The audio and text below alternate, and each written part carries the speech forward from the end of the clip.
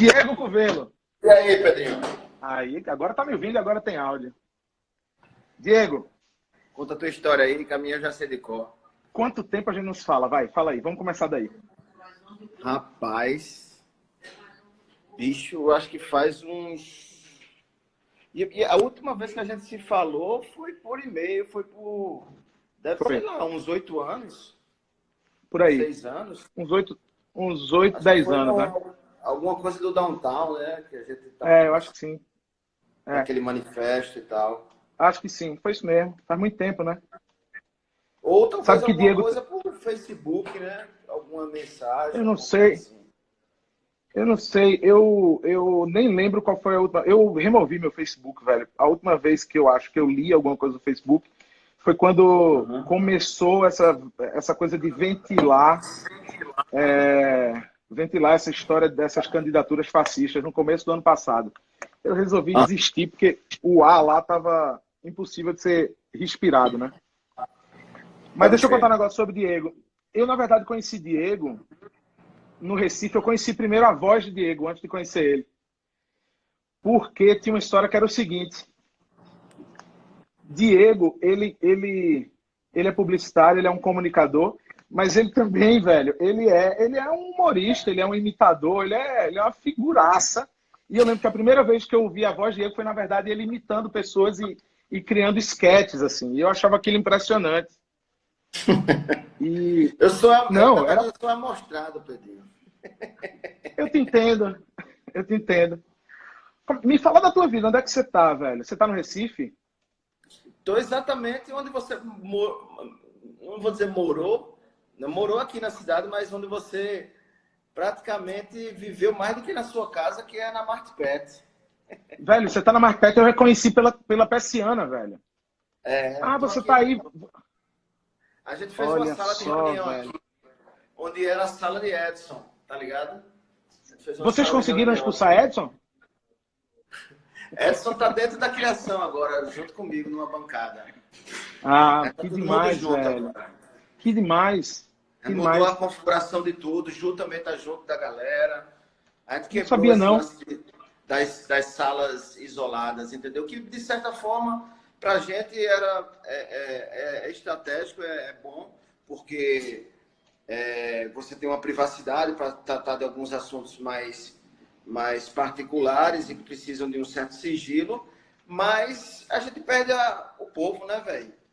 A gente tem que Sim. estar onde o É, povo está, né, velho? E isso é saber, e eu difícil. acho que o grande desafio é você conseguir tocar as tuas coisas no dia a dia com produtividade, mas no meio do caos, né? Da confusão. É. Deixa eu E só é contextualizar aqui pra galera. Diego, ele é diretor criativo. Você se associou a Edson Jussara também, não? isso. Sou sócio da Martpet faz 7 anos. Sócio da E estou Markpet. A aqui há 10. Markpet, olha que beleza. Quando eu saí do mercado publicitário em Pernambuco, eu passei por muitas agências aí. A agência que eu passei mais tempo foi a Martpet. E definitivamente, tanto a Martpet quanto a Ampla foram os dois lugares por onde eu passei, onde eu encontrei as melhores pessoas dentro do mercado publicitário. O tempo era outro, sabe, Diego? Eu sei que você sabe disso. Eu acho que tem algumas coisas que não mudaram no mercado, mas eu lembro muito de um perrengue clássico, que é o fato de ser uma agência no Nordeste do Brasil, onde as grandes contas não estão, onde as grandes contas, quando querem se comunicar com o mercado local, elas apelam para uma caricatura do que é o Nordeste. Elas colocam no mesmo balaio Fortaleza, Recife, Salvador, Natal, Teresina, como se a gente falasse a mesma língua. É Eu uma lembro de vila, ter, né?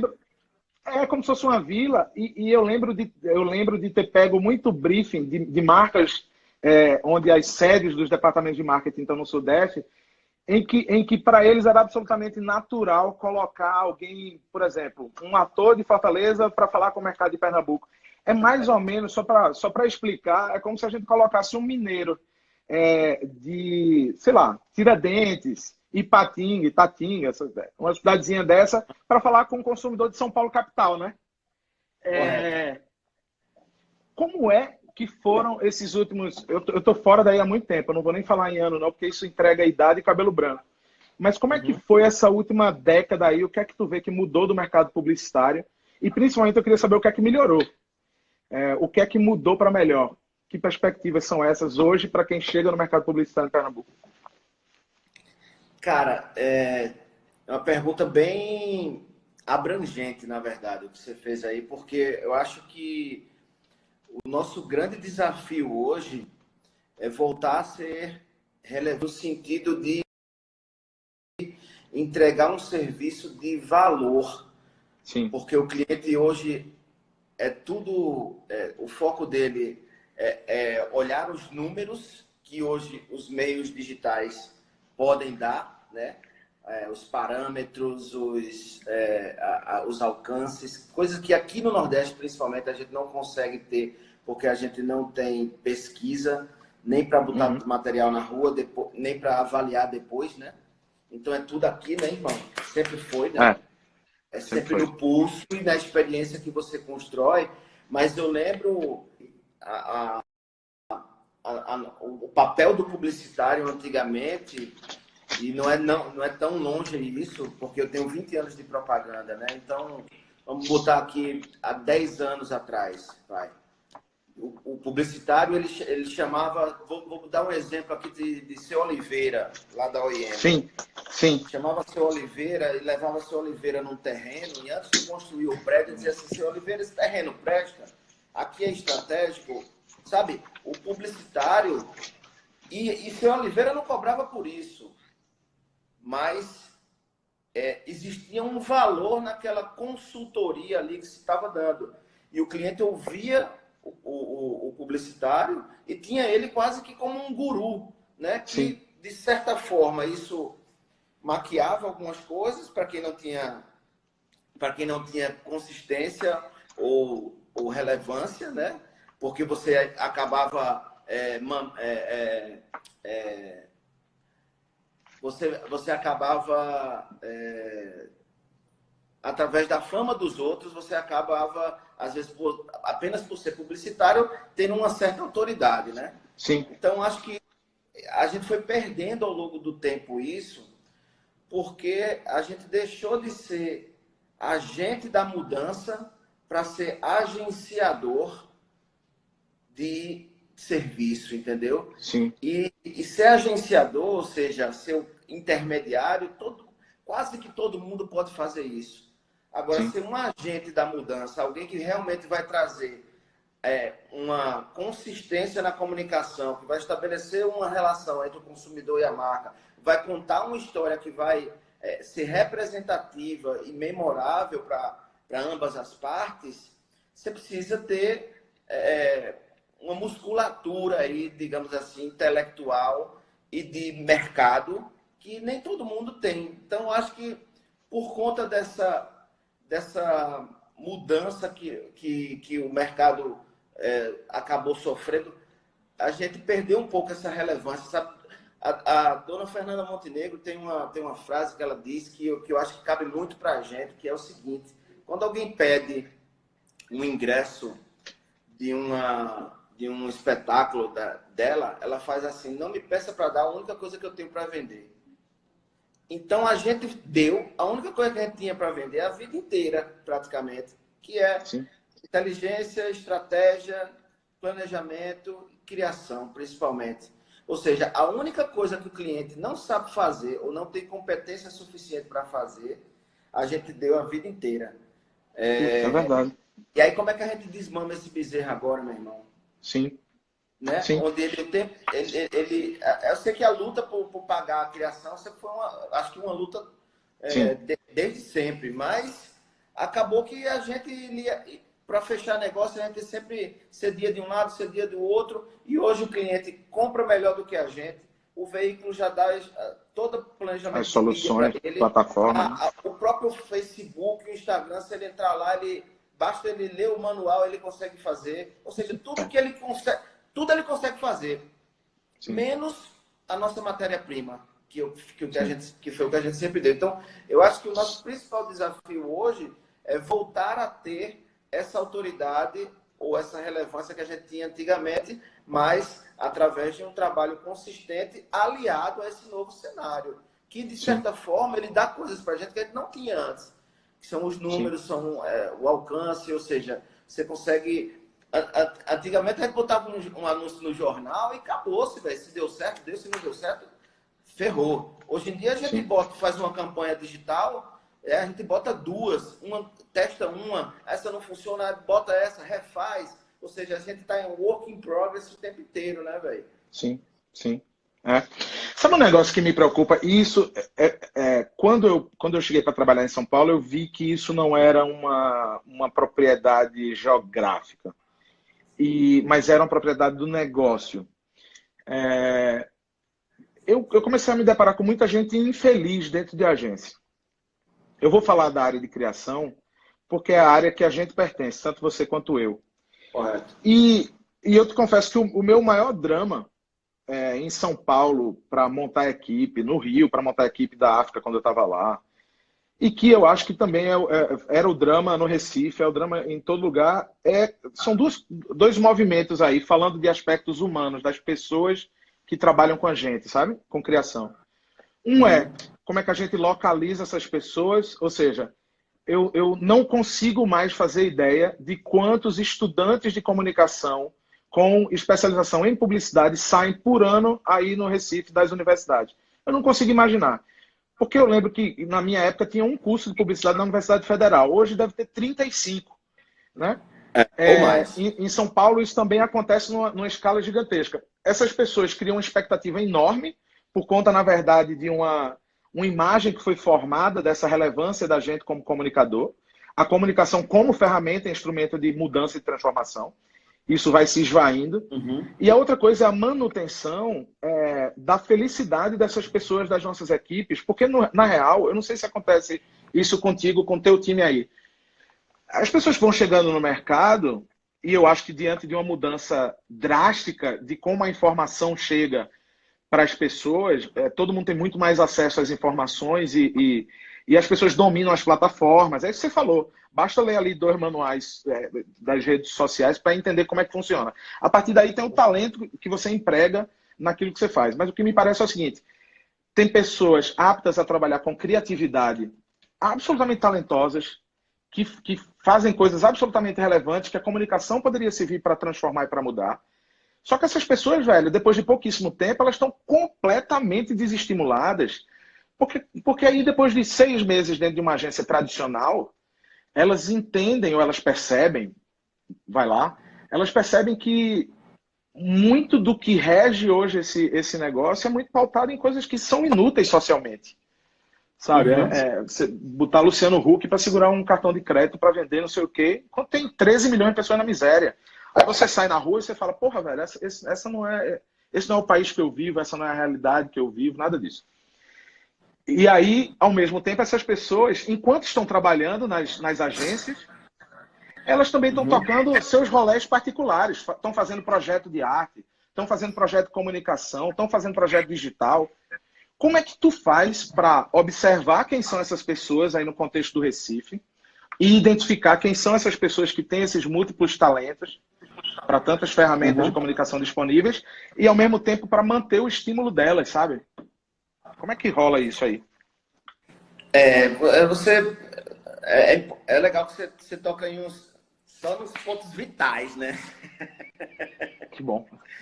Que bom. Então, assim, eu sinto muito que, por um grande período, eu fiquei muito frustrado com essa nova geração. E num determinado país, eu ouvi um comentário de Alilton e eu mudei um pouco a minha forma de observar o cenário. Essa turma, ela tem muitos talentos, né? Elas são multidisciplinares, assim, mas elas não têm muito foco também, né? Elas são desprendidas, né? Elas são desapegadas, né? Uma hora eu estou publicitário, outra hora eu estou fotógrafo, outra hora... Que eu acho que tem um pouco do nosso perfil também, né? E aí eu comecei a julgar esse perfil Mas eu, ao mesmo tempo, eu também era dessa forma, eu também sou dessa forma, ou seja, empreendedor de ideias. Só que o que eu sentia mais falta nessa geração da entrega, do comprometimento, do que a gente tinha antigamente, de vestir a camisa do lugar onde a gente estava, do respeito pelas pessoas onde a gente estava, sabe? A admiração. A gente entrava nas agências, pô, vou trabalhar com fulano de tal, meu irmão, Muito. cara, é demais. Então, hoje a molecada sai e não sabe a história de quem fez a propaganda, pelo menos IFE, não tem referências nacionais, a referência dele é o professor dele, sabe? Claro que existem as suas ressalvas, né? E suas exceções, mas a grande maioria, ela entra no mercado ou ela só entende melhor esse mercado quando ela começa a ter alguma experiência de entrada e ter alguma oportunidade que era diferente da gente, porque tem tanta informação, o acesso está tão mais fácil, eu posso com um clique chegar em qualquer CEO do mundo, né? Sim. Pelo menos mandar uma mensagem, pelo menos mandar. Não é que eu vou ser respondido, mas eu pelo menos tenho a opção de mandar, né? Eu lembro que eu ficava tentando adivinhar os e-mails da galera para eu ficar mandando. Primeira coisa é entender um pouco como é essa galera, né? Porque a gente tem que voltar a ser sedutor para ela e ela ver algum tipo de perspectiva no negócio que hoje eu acho que está bem difícil, bem desafiador dela enxergar. Então, eu vejo essa molecada como, tipo assim, passando uma chuva, vou passar essa chuva aqui, sentir qual é e tal, até eu entender quem eu sou de verdade, o que é que eu quero, e depois vou me embora, entendeu? Sim. Não tem mais aquela... É difícil você fazer carreira hoje no negócio se você não tiver uma visão empreendedora, entendeu? O cara vai entrar ali, aprender e tentar fazer o dele. É difícil reter esse tipo de talento. Porém, quando você consegue manter, fazer um time que seja bem distinto nas suas habilidades, ou seja, cada um com... bem heterogêneo mesmo, sabe? Eu acho que a gente consegue ter uma coisa mais complementar, um ajudar o outro, e você estabelecer assim um fluxo de trabalho em que a pessoa enxerga outras perspectivas ali dentro do negócio, entendeu? E eu acho que, voltando um pouco para a sua pergunta anterior também, eu acho que o que está mudando é que, assim, a gente antigamente tinha muitos anunciantes e clientes. Hoje a gente continua tendo clientes, mas poucos anunciantes, né? Porque a gente não tem muito cliente que anuncia mesmo, e as verbas estão cada vez menores. Mas a gente tem hoje a possibilidade de criar projetos e ser sócio dos clientes, entendeu? É uma coisa que eu estou vendo que está acontecendo mais. O cliente está mais aberto a isso, porque a forma de remuneração mudou mesmo. E se você não entrega resultado e constrói alguma coisa junto com o cliente, ele não vê muito sentido Porque assim, velho, não dá para a gente dizer que eu sou mais criativo ou entrego o melhor trabalho. Eu acho que todo mundo tem esse potencial. O que vai fazer a diferença é a relação que você vai construir com aquela marca, com aquele cliente, sabe? A cumplicidade é como um casamento, velho. Não tem gente que diz assim, não adianta eu separar, que eu vou ter outro companheiro, outra companheira, só vai mudar os problemas, né? Então, ou você assume, meu irmão, eu quero estar com essa pessoa, eu quero estar com... E eu falo pessoa mesmo, porque por trás das marcas estão as pessoas, né? Então, eu quero estar com o Pedrinho, eu quero estar com o Diego, e vamos resolver a bronca para encontrar a melhor forma da gente crescer junto. A gente não quer mais cliente para prestar serviço e dizer, poxa, aprova essa campanha aqui para mim. Não, velho, eu quero um cliente assim, como é que a gente faz para a gente crescer? Para a gente faturar, para a gente conseguir botar a grana para dentro e fazer coisas melhores, sabe? Porque não adianta viver... Antigamente a gente recebia uma grana legal do cliente e dava muitas ideias, né? Tipo assim, não, aprova essa para eu escrever num prêmio e tal, sabe? Não, essa aqui tu não paga não. Porra, eu tive uma grata surpresa esse ano que um cliente que não é mais cliente nosso bateu aqui na porta e disse assim, bicho, aquela ideia que vocês apresentaram, aquele projeto que vocês apresentaram, a gente lembra até hoje e mesmo vocês não sendo a agência da gente, a gente está precisando criar uma estratégia para botar aquela ideia de pé. Dá para a gente fazer essa ideia, independente da gente não ter agente, de vocês não serem mais agência Não tem da mais a gente. relação. E que na época, isso há 3 anos atrás, eu daria essa ideia para o cliente, só pelo prazer de realizá-la. E o cliente voltou, bateu na porta e pagou pela ideia, sabe? Então, isso me fez pensar muito sobre isso. Sim. Tem um negócio que tu falasse aí que é... Eu lembro disso também, de um movimento já mais lá para trás, que era quase como se fossem 2 caminhos distintos. Você tinha as ideias para resolver aquele problema de comunicação e, ao mesmo tempo, tinha como se fosse um banco de ideias ou um baú ali de ideias mais ousadas e projetos mais ousados que a agência colocava para o cliente a seguinte questão. Dizia, pô, isso aqui é importante para a gente colocar na rua porque isso atesta o nosso potencial criativo. Ninguém quer pagar mais essa conta, né? E o potencial... Campanha para faturar e campanha para performar, né? Então, eu ia falar exatamente sobre isso, que é... Porque a criatividade pela criatividade vai para um caminho da arte. E no caso de agência, se é perdida a correlação entre criatividade e performance, não faz muito sentido, né? Nem para o negócio, eu acho que nem para as pessoas. E aí o que me vem uma coisa é a seguinte, Diego,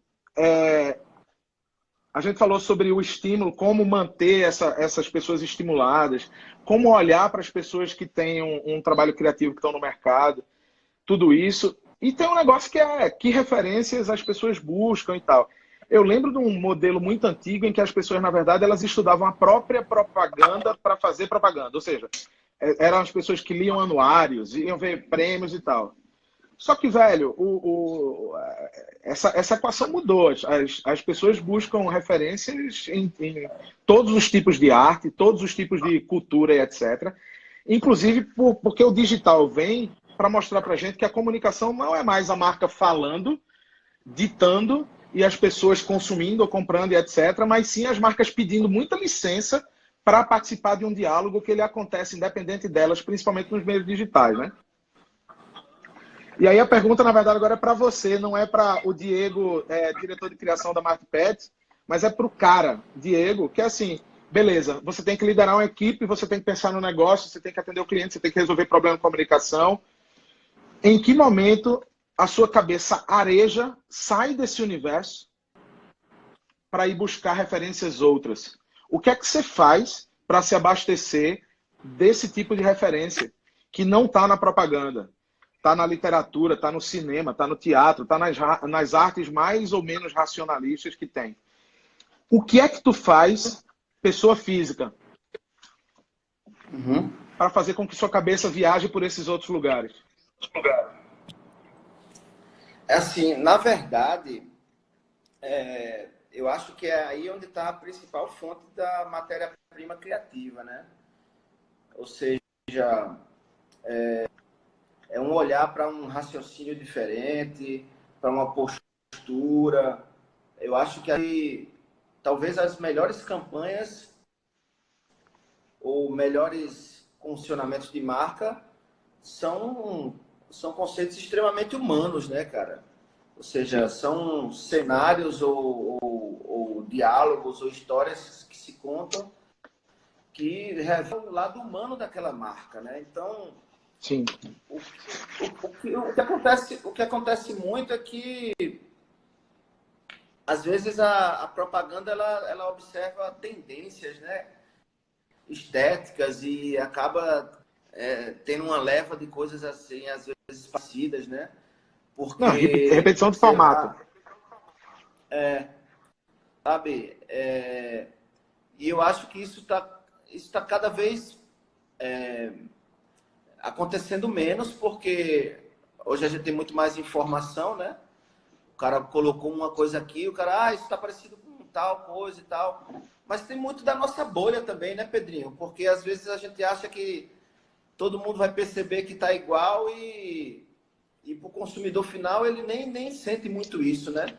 Eu acho que é muito mais o compromisso que você tem em entregar algo realmente exclusivo para aquele cliente do que necessariamente...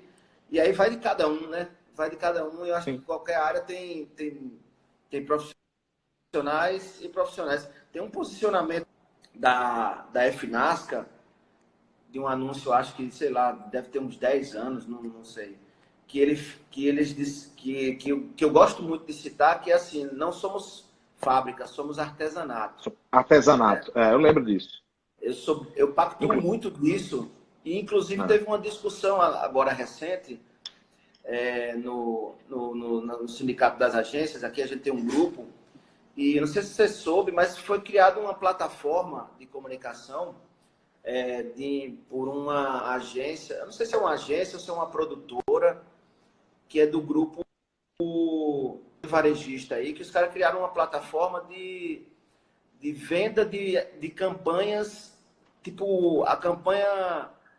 Não tem um banco de imagem que você pode comprar a imagem, aí você pode comprar a campanha com um artista falando: Dia das Mães, compre esse produto. Aí mostra o produto do cliente. E aí, venha para cá e mostra a marca do cliente no final, entendeu? Ou seja, você só bota as ofertas e bota a tua marca. É um banco de campanha. E aí, inclusive, o garoto propaganda é o Rodrigo Faro. Não sei se ele está no projeto junto. E aí a turma ficou, meu irmão, como é que... E aí já entrou com contato com a BAP e tal, não sei o quê. E assim, eu acho que esse é um movimento natural das coisas acontecer. Eu acho que tem mercado para isso aí também, mas, pelo menos para a gente aqui, isso só depõe a favor. Porque toda vez que... Eu sei que é um exercício bem complexo e muito difícil de você aplicar, mas a gente faz sempre uma pergunta quando a gente cria uma campanha, uma estratégia para um cliente aqui. Vou dar um exemplo, né? Criamos uma campanha, beleza. A gente tira a marca do nosso cliente e bota a do concorrente. A campanha continua fazendo sentido? Ela continua sendo relevante para o consumidor final? Se a resposta for sim, ela não funciona para o nosso cliente. Perfeito. Porque a comunicação, ela precisa ter uma voz, uma linguagem, uma atitude, uma pegada que seja exclusiva e personalizada. Ou seja, só aquela marca poderia falar daquele jeito. Não é uma coisa que você constrói do dia para a noite. Não é fácil de fazer. Nem sempre a gente consegue. Mas se a gente tiver esse exercício o tempo inteiro, a gente começa a construir alguns patrimônios de comunicação para esse cliente. Sabe? Ou seja, alguns pilares que você não vai abrindo mão. Porque se você tem menos, se você anuncia menos, quanto mais consistente você for na sua comunicação, ou seja, quanto mais você, toda vez que for se comunicar, lembrar dos seus valores, mais você vai conseguir manter aquilo na cabeça do cara, né? Porque a gente não tem anunciantes que estão ali o tempo inteiro na rua, né? Então a gente precisa construir esse residual na memória do consumidor, das pessoas, né? Na verdade. Sim. Então a gente preza muito por isso. Adorei esse jeito de ver se tem unicidade nas campanhas que vocês fazem. Acho que é um puta caminho. Eu, antes de fazer minha última pergunta para você, nesse primeiro Leve Live Love, tô feliz que foi você, viu, velho? Antes de fazer... E aconteceu assim, velho, porque eu tava... Não, é assim para acontecer. Não, é assim para acontecer. Eu vou entrar e quem fosse fazendo solicitação... Eu tentei até adicionar Zé Celso, mas ele ficou mudo. A Maria Carolina, que mostrou um ventilador de teto, acho que em homenagem à minha dança que está nos stories hoje. Carol Levi já me tornou famoso por um dia hoje repostando a minha dança. Eu estou aqui, não paro de receber mensagens no WhatsApp de convites para dançar. Circo do Soleil me chamou para fazer a última apresentação. Mas, velho, antes de eu fazer minha última pergunta para você, e até eu vou explicar o porquê dessa pergunta daqui a pouco, mas eu queria te agradecer por causa do seguinte: você não sabe disso e pouca gente sabe disso, a não ser as pessoas que convivem muito comigo ao longo de muitos anos. Eu passei mais ou menos uma década negando o Recife.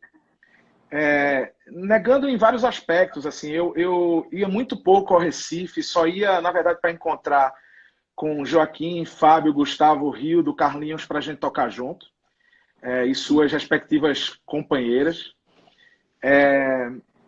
E era um lance para a gente tocar e para a gente viajar, para ir para Carneiros e tal. Mas foi uma década que eu também neguei isso, também Eu acho que São Paulo deslumbra a gente, coloca a gente num lugar muito escroto de achar que as coisas acontecem lá. Mas, na verdade, São Paulo, como toda grande cidade cosmopolita do mundo inteiro, ela é exatamente isso, é uma série de repetições de formatos. Você anda pela Vila Madalena, tem um monte de hamburgueria, cervejaria, querendo ser aquela cervejaria, aquela hamburgueria de Nova York, que quer ser aquela outra. Mas Aham. quando a gente fala de inovação, e eu acho que o campo criativo e artístico trata sobre isso, na verdade a gente precisa olhar para as origens, sabe, velho? Precisa olhar para as origens. O conceito de inovação vem inclusive disso, da gente olhar de onde vem a nossa origem e a partir dela criar soluções para uma demanda determinada da sociedade, da comunidade, etc. Então, viajar por dentro do Brasil sempre é um exercício maravilhoso de entender que língua, na verdade, a gente fala, como se comunica. E aí, depois de 10 anos que eu passei negando muito isso no Recife, eu cheguei, foi um estalo, isso não foi pensado nem premeditado, não, mas foi um estalo. Um dia eu cheguei na cidade para tocar e eu, e, Aham. eu, e eu, pela primeira vez, fiz aquele passeio no catamarã, vendo a cidade de dentro pelo Caparibe. Eu nunca tinha feito. Sim. A minha vida Das inteira eu nunca fotos. tinha feito. É. E eu nunca tinha percebido o quanto essa cidade é foda, é bonita pra cacete.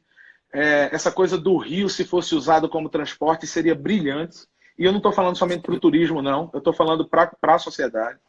Sem E dúvida. eu comecei a olhar com mais generosidade, não só para a cidade, que é onde eu nasci, mas também para a história daí. Então, ter começado com você, para mim, foi muito importante. E eu quero deixar isso registrado, porque quando eu te vejo e quando eu te ouço falando sobre as questões daí, me vem à cabeça um monte de gente que é fundamental para o que eu sou hoje. Então, eu vejo você falando, imediatamente eu te vejo aí na MatPet com as obras de arte de Jussara aí atrás. Isso. Eu me lembro da gratidão que eu tenho pelo que Jussara e Edson, que são os sócios fundadores da MatPet, me ensinaram a vida inteira. Jussara e Edson, enquanto o Edson teve um papel muito importante na construção do que eu achava que era criatividade, Jussara tem um papel de construção ética, política. Eu devo muito a eles dois. Eu devo muito a Fernando Lima, que eu sequer trabalhei com ele. Eu sequer trabalhei com o Sim. Fernando. Na verdade, quando eu estava trabalhando no mercado aí, era um sonho trabalhar com o Fernando Lima e ele jamais me deu a menor bola. Nunca me chamou para trabalhar na equipe dele. Era um sonho trabalhar na estrutura que a Ampla oferecia e que Queirozinho, como um belo empresário, desenvolveu. Mas era um sonho também entender que eram aquelas pessoas que estavam ali. Juliana Lisboa, numa outra época, Manuel Cavalcante, Tiago Macena, um monte de gente, Edson Rosas, um monte de gente foda que estava ali junto fazendo coisas acontecerem, né? Foi assim também com Renata Castro e Silva, Lula e Renata e Fernanda, desculpa, na Level, três figuras incríveis. Renata, ela apresentou para mim uma perspectiva de criação completamente diferente, porque ela é uma artista, ela é uma designer, mas ela é uma artista. Hoje ela é galerista. Então, quer dizer, a perspectiva. Eu sou muito grato a Cecília Freitas no grupo 9, Dona Lucinha, Dona Nilce, Juliano.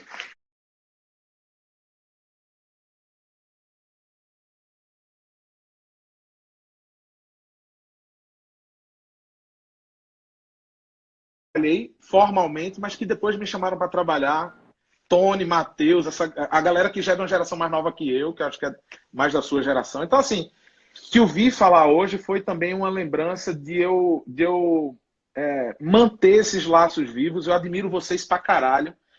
Eu tenho convicção, essa não é uma coisa que eu suponho, eu tenho convicção de que é sim muito mais difícil você não apenas ter um negócio na área criativa, mas como você ser criativo num lugar onde as pessoas te demandam, às vezes, certas obviedades apenas para cumprir uma pauta, para comunicar, para ser simplesmente anunciante, quando as marcas podem e devem sim assumir um papel de transformadoras sociais, porque elas detêm o poder da grana, velho, do investimento.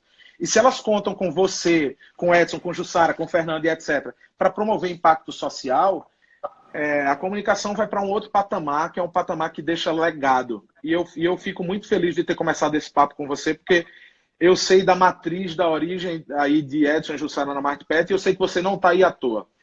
Então, te agradeço por ter aceitado o live, mas eu ainda quero fazer uma última pergunta. E eu vou te explicar por que essa última pergunta. Antes de você fazer a pergunta, aproveitar o ensejo aqui para dizer que eu escuto muito as suas histórias, também aqui na Martpet, por tudo que você contribuiu, construiu, quando vocês criaram a Nova, todo o perfil guerreiro que você tinha sabe, de ir lá e fazer, botar a mão na massa, fazer acontecer. Então, saiba que, da mesma forma que você tem essa gratidão e essa generosidade, que talvez essa palavra gratidão já está ficando banalizada, né? Também, Sim, como também. tudo que se usa muito, mas saiba que existe também um grande aprendizado e uma grande gratidão por tudo que você representou aqui na agência, a história que você construiu aqui dentro, o momento em que a Martpet teve você como diretor, com seu olhar criativo também.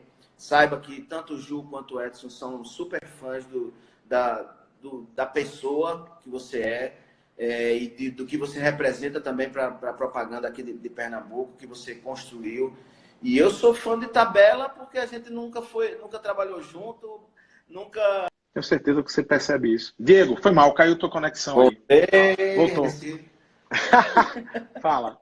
Você estava concluindo aí. Caiu em que parte? Não, Da rasgação eu acho de seda.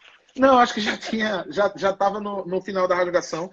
Não, eu quero te agradecer por isso, porque isso não é bom somente para o ego, não, sabe? Isso é bom para a gente continuar acreditando nos valores que a gente tem. De verdade, eu acho que há 20 anos, se eu ouvisse você falando isso, eu ia sair, era inflado apenas no ego, dizer assim, porra, que massa ouvir isso. Hoje, 5% no ego e 95% numa coisa que, assim, são duas coisas. Uma porra, é isso, a gente precisa continuar acreditando e colocando os nossos propósitos e valores adiante, essa é a primeira coisa. E a segunda coisa a gente a fim de fazer, de mudar as coisas como elas estão, mudar o status quo em qualquer lugar, seja dentro de agência, seja dentro de grandes empresas.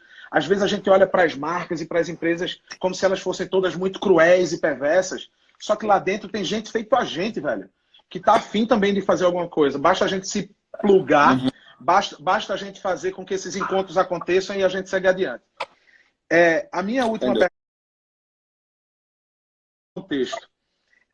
Num dos momentos que eu estava mais decidido a sair do mercado publicitário, sair de dentro das agências, eu recebi um chamado para um café da manhã com um cara que, se você não conhece, precisa conhecer, que é o Pedro Porto.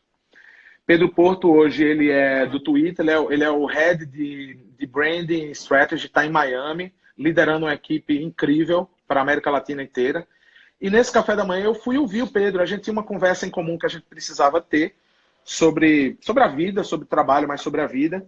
O Pedro me fez essa pergunta e, cara, eu passei a querer relembrar dessa pergunta todos os dias, desde um reencontro da gente semana passada lá em São Paulo.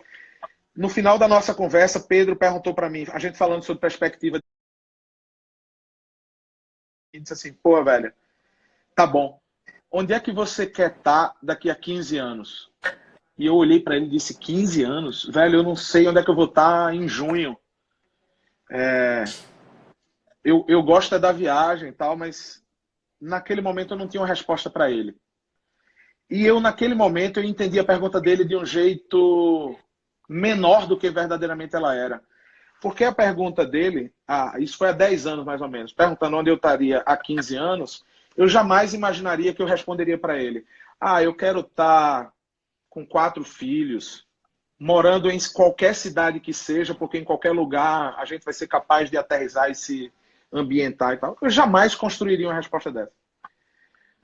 Eu queria te perguntar, hoje, olhando para quem você é, o que você construiu, o que você constrói todo dia, a maneira como você lida com os assuntos que fazem parte do cotidiano dentro de uma agência, mas que também regem a sua vida aí fora, numa cidade como Recife, que é uma cidade tão inspiradora. Eu queria saber o seguinte, onde é que você quer estar daqui a 15 anos? Minha irmã, Eu já fiz essa pergunta a alguns, botei menos tempo, eu botei 10 anos, mas... E é tão complexa, velho, porque você tem alguns caminhos que você acredita que você precisa seguir, né? Alguns, você tem os seus valores, você tem a tua construção enquanto profissional, mas acima de tudo enquanto ser humano, que você quer, o legado que você quer deixar, né? E como meu filho vai completar 7 anos agora, dia domingo, né?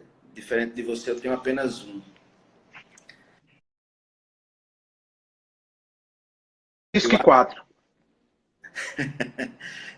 Eu entendo essa perspectiva, porque já tenho alguns amigos que têm mais filhos enfim, é uma discussão longa também. Mas eu vejo no meu filho muito de mim e as coisas que estão acontecendo para ele, que demoraram, por exemplo, para acontecer para mim, sabe? É tão rápido que eu vivo muito nesse olhar de me enxergar no que eu fui, no que eu estou fazendo hoje e de como vai ser ao lado dele, né? E da minha esposa e tal. Então tem todo um contexto aí familiar e social. Então, eu acho que o que eu mais gostaria de... Eu não sei onde eu vou estar, o que eu vou estar fazendo, mas eu sei que eu vou estar fazendo algo que eu realmente acredito, porque eu não consigo fazer nada que eu realmente não tenha verdade no meu discurso, sabe? Eu não consigo vender nada que eu não consiga comprar, né? Então, eu acho que eu queria estar num lugar em que eu pudesse ter um papo com meu filho, ou pelo menos eu pudesse ver um papo do meu filho olhando para alguém e dizer assim: você pode falar qualquer coisa nessa vida, mas uma coisa que eu tenho guardado no meu coração é que meu pai é um grande cara. Porra do caralho. Que bom ouvir isso. Então, assim, digam que eu sou isso, que eu sou aquilo, mas o orgulho no bom sentido, sim, do seu filho olhar para você e falar: esse é meu pai, esse cara é foda. Eita! Acredito nisso também, velho. Tenho certeza que você pratica isso. Eu queria te agradecer por hoje. De verdade, me assim, emocionei aqui, viu, velho? Eu tô vendo, eu também. Foi uma grata surpresa ter começado contigo. A gente, para quem tá chegando agora e ainda vai assistir a live completa depois, esse é Diego Covelo. Essa live funcionou da seguinte forma: eu simplesmente entrei aqui na live e pedi para as pessoas fazerem a solicitação para entrar na conversa. E é assim que eu quero fazer. Eu quero fazer, na verdade, inclusive, Diego, eu queria dizer o seguinte: eu estava pensando que ia fazer isso uma vez por semana. Eu estou achando que talvez durante os próximos tempos eu queira fazer isso todo dia, porque eu tenho certeza que todas as conversas que vão acontecer aqui, elas vão ser de alguma forma enriquecedoras, elas vão ser de alguma forma humanamente necessárias e urgentes num tempo tão desumano e tão perverso com a gente que é gente. Eu acredito que a única coisa urgente na vida é gente. E quanto mais a gente se olhar no olho e conversar, melhor a gente fica. Eu queria te agradecer demais por esse papo. Eu que agradeço. Queria te agradecer por essa enorme, não coincidência histórica, mas esses destinos que o universo vai traçando para a gente, que é você estar sentado no lugar que foi a agência que primeiro eu realmente senti que era possível fazer alguma coisa útil, verdadeiramente poderosa. Olha só, Ana Galanternick entrando aí. Ana Galanternick, desde que essa agência abriu, ela faz parte da história da Marketplace e faz parte da história de qualquer um que passou aí dentro. Poucas pessoas são tão humanas quanto Ana. Acabou de entrar aqui e fazer um comentário. Então, a gente não perder esse diálogo me parece uma saída possível para a gente manter nossas fogueiras acesas em um Sem dúvida. momento sombrio. Eu queria te agradecer demais por essa conversa. Eu queria te agradecer demais por ter mandado essa solicitação para entrar. Esse gesto de ter uma pessoa dizendo assim, entra aí e manda a solicitação. Eu sei que em certos momentos ele pode inibir, inclusive, porque você fala, porra, velho, a gente vai falar sobre o quê? A gente descobre o que a gente vai falar sobre, convicção para a vida inteira, e que cada dia isso se afirma mais em mim, é que todo mundo tem uma boa história para contar. Basta a gente parar para ouvir, e eu estou aqui para isso. Queria É te isso. agradecer, te desejar um bom dia, manda um abraço para esse povo todo aí. Eu tenho certeza que Muito obrigado. da minha época só deve ter 3 ou 4 pessoas mesmo, mas manda um beijo para essas pessoas. Vou mandar ao vivo, né? Deve estar na live, É, depois isso procurar aí. aqui, mostrar a Faz Ana, a isso. Ju deve estar aqui também, olha ela aqui.